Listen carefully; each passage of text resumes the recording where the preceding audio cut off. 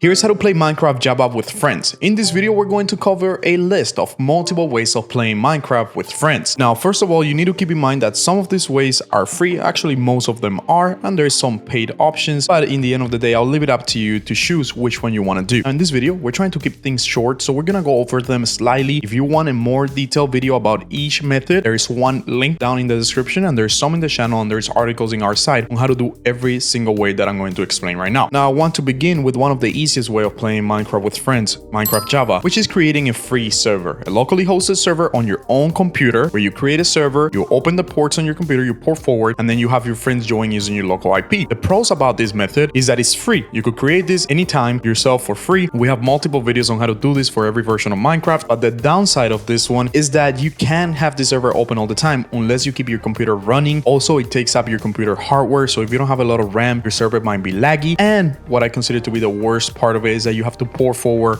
and you have to open your ports and then you have to send over your IP address, which really you don't want to be sharing your IP address over the internet with anybody. But when you're playing with one or two friends, usually having a server like this, just give it a try and see if you guys are actually going to keep the world up for a while. This is a good option. And of course, I'll leave you guys, like I said, in the description of this video, all the links to go watch the method that you prefer. Now, method number two is practically the same thing, creating a server, but this time, instead of hosting it in your computer, hosting it on the cloud. Usually you do this with a premium service. I prefer using Apex Hostin. Apex Hostin has actually been working with us for a long time, and way before they even offered to work with us, I was already recommending them as I was using it myself. Now with Apex Hostin, what you do is that you come over to their site, and I'll leave you guys down below this link in the description so you could get 25% off. And in here you press get started, you select which amount of RAM you want to use on your server, then you press order now. And this is the good part right here, that you get to select the server version, and you could change this later on, but you get to choose between mod packs. If you guys want to add mod packs, they have all the mod packs for Minecraft in here. If you want to do like, I don't know, Craft or like whatever mod pack you want to do,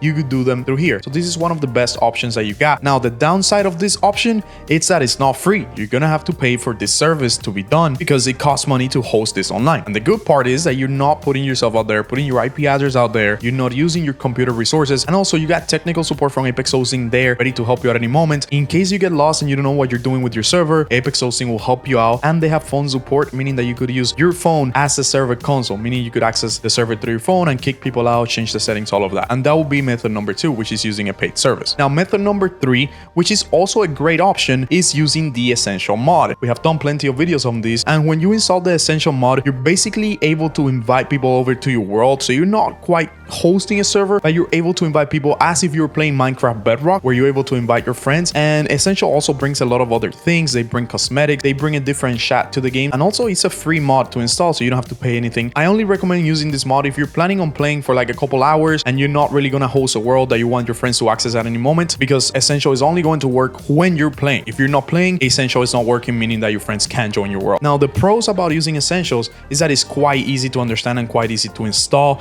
They have their own launcher to install Essential, so you don't even really need to know how to mod to install Essential. And then of course it's completely free. And the downside of it is that it only works when you're playing. So for example, let's say that you have to go to school or that you have to do something and you can't be on your computer, your friends won't be able to join your world. Everybody has to install Essential in order for you all to play together. So maybe you're pretty technical and you're able to install Essentials without any issues, and maybe some of your friends are not as technical as you and they can install Essential and play with you. But that'll be method number three, and again, links are down in the description on how to do all of this. Now method number four is not really my favorite, but I do want to put it out there just in case some of you want to use this method. It's totally fine. And method number four is hosting a server online with Aternos. And there's also other sites that offer this service, but Aternos is like the most popular one. Pretty much what this does is, remember method number one and method number two, where you were hosting a server, and then when you're hosting a server online, well, what Aternos does is that it combines it for free, but with a couple exceptions. For example, it does let you host a server online for free, but as you might imagine, the server is not the best when it comes down to performance and when it comes down to internet connection. Also, when you're using their site, they have a lot of ads. It's very spammy with ads. So every time you click a button or you switch tabs, you're getting ads from everywhere from Aternos. And you know what? I could get over all of that, but what really bothers me is that Aternos server closes down if there's no players on the server for around 6 minutes. And that actually sucks, because what if I just want to go offline for an hour? I know my friend is gonna hop on done in an hour, and now we can't keep the server open because it's gonna shut down after 7 minutes of nobody in the server, or 6 to 7 minutes. I'm not really sure, but yeah, I mean, Aternos is an option, and again, I'm gonna leave a video down below on how to create a server with Aternos. I only recommend doing this option as like the last step. I wouldn't really do this if you have the option to do any other of the methods in this video, but I'm gonna leave it down below because I feel like you guys need to know about it too. Now, lastly on this video, I want to mention a method which is really only gonna work if you're playing under the same roof, if you're playing under the same house, the same Wi-Fi, which is just opening your world to LAN. You could just open one of your single player worlds and you could open it to LAN, meaning that anybody under your internet connection will be able to join using the multiplayer tab. This one is really easy, really simple. It doesn't even need a video on its own, and if you guys want a video for this, let me know down in the comments. Now, I want to give a special mention to a kind of a sixth method, but not really, which is just playing on public servers. That's also an option that you guys got. If you only want to play for a couple minutes or maybe a couple hours, just join a public server. There's probably thousands of public servers for Minecraft. Just make sure you join like a credible one. You don't want to be joining random servers. Just join a credible server